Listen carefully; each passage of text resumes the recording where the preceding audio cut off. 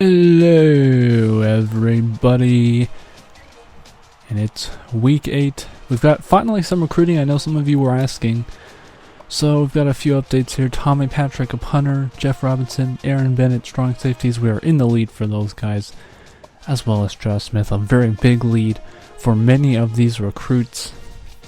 Josh Smith from Madison, Pennsylvania.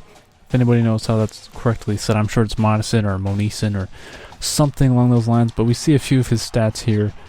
Got some good strength, decent tackle, alright hit power, but he could provide some strength for us at the linebacker spot. Here are how the teams stack up. It's Idaho, our final non-conference game of the season before we finish the season with the rest being conference games. Idaho only has 2 wins on the season, and Old Dominion has been playing very well as of late, so this looks to be a good game as we're in the infamous Kibby Dome. I should learn to say it right. And it's David Washington who actually gets the start for this game. This is his chance to prove himself and try and earn the starting role for the rest of the season here. Kirk Spellman found just short of the first down marker on that little bubble screen. 3rd and 1 on this first drive, and Dixon is stuffed by a tough Idaho defense, and well, they've not been a great defense this season, but that's disappointing for Old Dominion to lose right there. Rob Mahan sacks the Idaho quarterback, and he's down for that play. Old Dominion will get the ball back here in the first quarter. It's David Washington doing some running. He's not as fast as Josh Silva, but he certainly can get the job done. Silva does come in for a snap here to give Washington a breather, and Dixon gets 8 yards on the give for the read option. Beautifully done. Washington back in. Kind of weird seeing a right-handed quarterback again after seeing Silva so much this season being a lefty. It's very interesting. And on 2nd and 7, Harvey Taylor is stuffed. Little counter play did not fool the defense at all. And so it's 3rd and 9. Washington dropping back to pass, or not really because he was in the shotgun, but thought he had his man, the tallest receiver on the team, Brady Massey, and Old Dominion would get 3 points out of that drive. So it's 3-0 late, or around 2 minutes to go in the first quarter. Nathan Brown is a threat to watch out of the backfield. This is a good combination of speed and power, and that's something that the Old Dominion defense has kind of not done too well the past couple years against is dynamic halfbacks. But Deion Watson, you're going to see Idaho pass more than run. It hasn't worked out too well for them this season, though. Travis Gonzalez came on a corner blitz. It was picked up, and thus Eric Lemke comes out to make a 15-yard play. Start of the second quarter, 3rd and 9 for Chalich. I don't know how to say this quarterback's name, so I'm just going to, somebody just punch me in the face right now, because he's a perfect 7 of 7, including that touchdown that gives Idaho a 7-3 lead. Not too shabby. Silva comes into the game out of the wishbone here, running an option. He's going to pitch it late to David Dixon, who's going to take this one for a big gain. Makes a little cut in there. That's a little cheesy, but who cares? 45 yards on that run to set up a nice field position for Old Dominion. Washington holds on to the ball a little too long, and perhaps throwing away his chances at a starting job as he's starting to go downhill a little bit here on execution. A long field goal, though, by Anthony White does make this a 1-point game here as we look and get closer to halftime. Idaho's quarterback is going to launch this one deep, and it's intercepted. Who else but Travis Gonzalez, the interception machine. He's just been all over the place this year. And so Josh Silva does come in here on this next drive. That play gets blown up. He's 0 for 2 on the day so far, even though he hasn't taken too many snaps. On 3rd and 7, though, it's Lawrence Reese, the freshman wide receiver. Hasn't seen too much action this season. What a catch. Look at the acrobatics on this play. 16 yards for a first down. Beautifully done.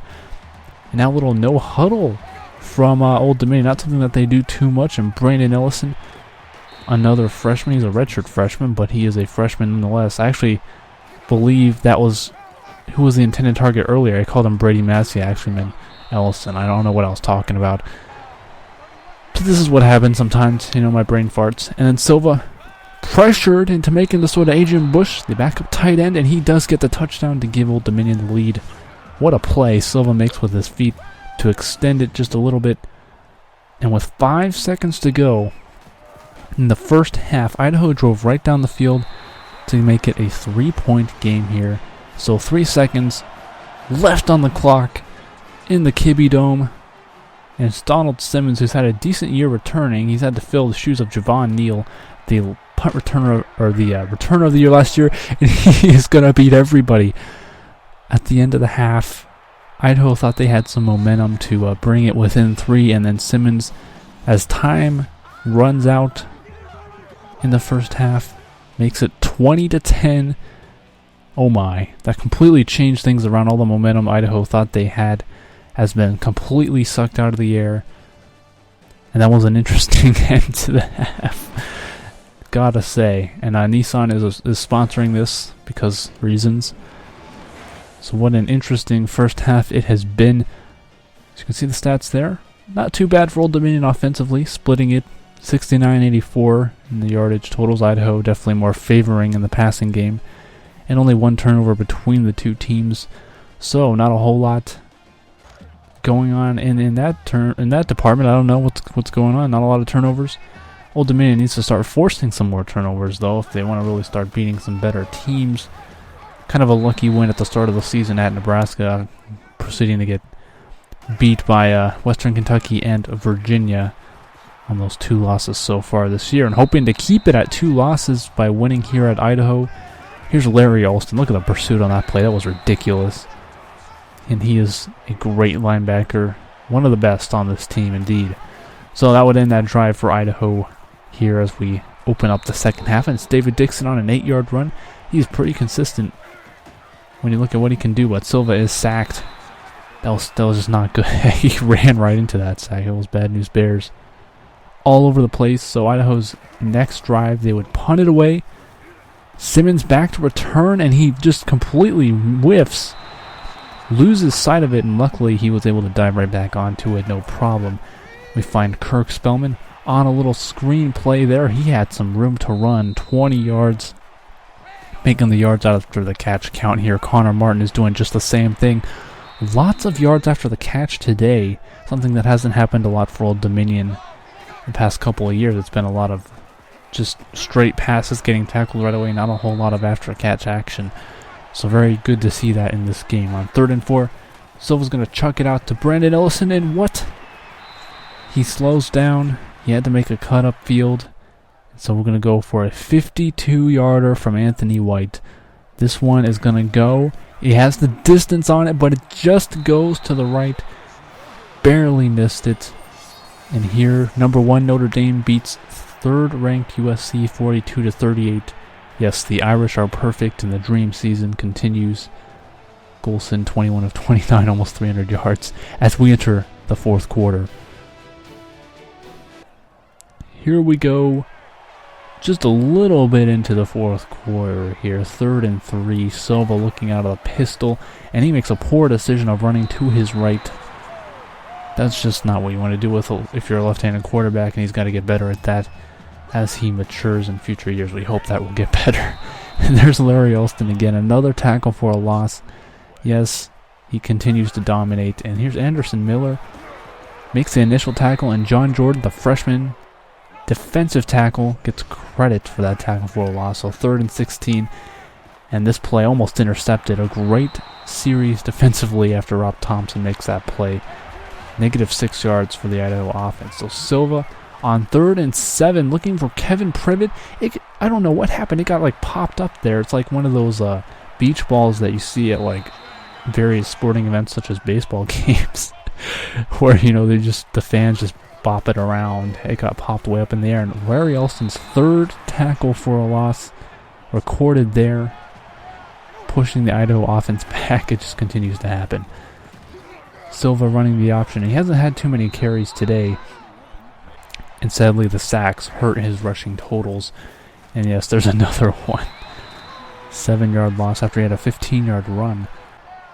Just completely negating it because I believe he did have an 8-yard sack earlier. So there you go. David Dixon on 17 yards to go on 2nd down. Does get the 1st down on the screenplay. Chopped down from behind. Almost got a touchdown there, but it was a touchdown saving tackle.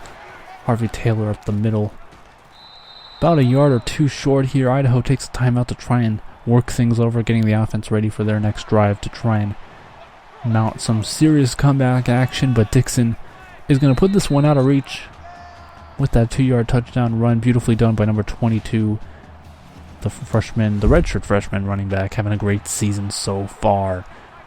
And Idaho would get a late score here on 4th and goal with a minute to go. And there he finds his man, Cleveland. I'm not going to try to say the quarterback's name because I'm just going to sound like an idiot. So there you go. 27-17 is the final. Old Dominion extends their winning streak to 4 games after starting 1-2. They're now 5-2. And this is the last non-conference game. There's the stats, how they stack up in this game. Not a lot of offense, really. Both teams right around the same mark offensively in the total yards department. We've seen a lot better from Old Dominion this season. But it didn't need to be too flashy. They did pretty well. There's some recruiting information there. We're in a recruiting battle with many of these recruits. So it'll be interesting to see how all that plays out for the season. We really haven't had any commitments go through for Old Dominion. So we hope to see those soon, because I've definitely seen commitments earlier in the season before, but it's just not happening this year. The recruits are definitely taking their time, thinking about their decisions. So that's it. I hope you guys enjoyed, and I will see you all around next time. This episode is dedicated to Old Dominion sophomore Paul Johnson, who was unfortunately assaulted and killed on February 23rd. While I don't have any connection to the university or the family or Paul, I wanted to just ask that you guys extend some thoughts, prayers, or whatever it be to his family and friends. Thank you.